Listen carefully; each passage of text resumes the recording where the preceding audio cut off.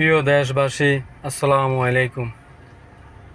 আইন শৃঙ্খলা বাহিনী ভাইদের দৃষ্টি আকর্ষণ করতেছি, বিশেষ করে আমাদের এই ডুবন্ত বাংলাদেশের নতুন কাণ্ডারি জনাব ডক্টর মোহাম্মদ, প্রধান উপদেষ্টা জনাব ডক্টর মোহাম্মদ ইউনূস সাহেবের দৃষ্টি আকর্ষণ করতেছি। স্যার এবং প্রশাসন ভাইয়েরা, আপনারা সবাই দেখুন, মানুষ এই দেশ স্বৈরা শাসক থেকে উদ্ধার করেছে ছাত্র জনতার রক্তের বিনিময়, ত্যাগের বিনিময়। এই দেশ সুন্দর করার দায়িত্ব নিয়েছেন নবনিযুক্ত উপদেষ্টা মণ্ডলীগণ এবং ছাত্র জনতা সবাই মিলে। এই দেশে স্বৈরা শাসকের দোসরেরা আগে যেই দুর্নীতি কর্মকাণ্ড করেছে ওগুলো এখনও জারি আছে। দেখেন আপনারা নিজের চোখে, এই যে দেখেন সারা চট্টগ্রামের ফুটপাতের অবস্থা দেখেন। আগে স্বৈর শাসকের দোসকেরা এই দোকানগুলো বসাইতো টাকার বিনিময়ে। এখন স্বৈর শাসক চলে গেছে, এখনও ওই দোকানগুলা ফুটপাত দখলের পরে এবং এখন রাস্তা পর্যন্ত দখল করে ফেলছে ওরা।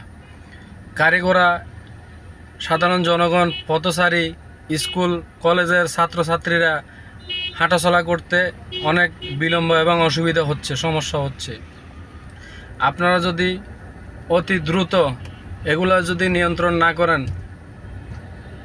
এই চট্টগ্রাম এবং আমার মনে হয় সারা বাংলাদেশ অচল অবস্থার মতো হয়ে যাবে। মানুষ হাঁটা চলা করার মতো জায়গা থাকবে না, মানুষ এবং গাড়ি চলাচল করার মতো কোনো জায়গা থাকবে না। রাস্তাঘাট যানজট বৃদ্ধি হয়ে যাবে। কিছু অসাধু লোক, ওরা এখন কেউ না থাকাতে নিজের মতো করে যেখানে সেখানে দোকান বসাই ফেলতেছে। ফুটপাত দখলের পরে রাস্তা পর্যন্ত দখল করে ফেলতেছে। এরা দখল হয়ে গেছে, রাস্তা পর্যন্ত দখল হয়ে গেছে। এগুলো যদি আপনারা প্রশাসন এবং নবনিযুক্ত উপদেষ্টা মণ্ডলীরা এগুলো যদি আপনারা না দেখেন, এদিকে যদি একটু দৃষ্টি না দেন, তাহলে কিন্তু অনেক সমস্যা হয়ে যাবে। নতুন ডেলি আমি দেখতেছি চট্টগ্রামে নতুন ডেলি এক জায়গায় 5টা-6টা করে এভাবে মানে দোকান বসাইতেছে রাস্তার উপরে। এবং কে বসাইতেছে না ওরা নিজের উদ্যোগে বসে যাচ্ছে বলতে পারতেছি না। আপনারা একটু এদিকে সজাগ দৃষ্টি দিবেন।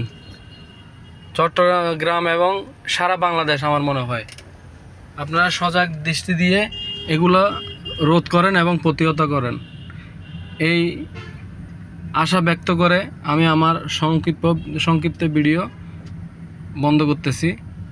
আসসালামু আলাইকুম।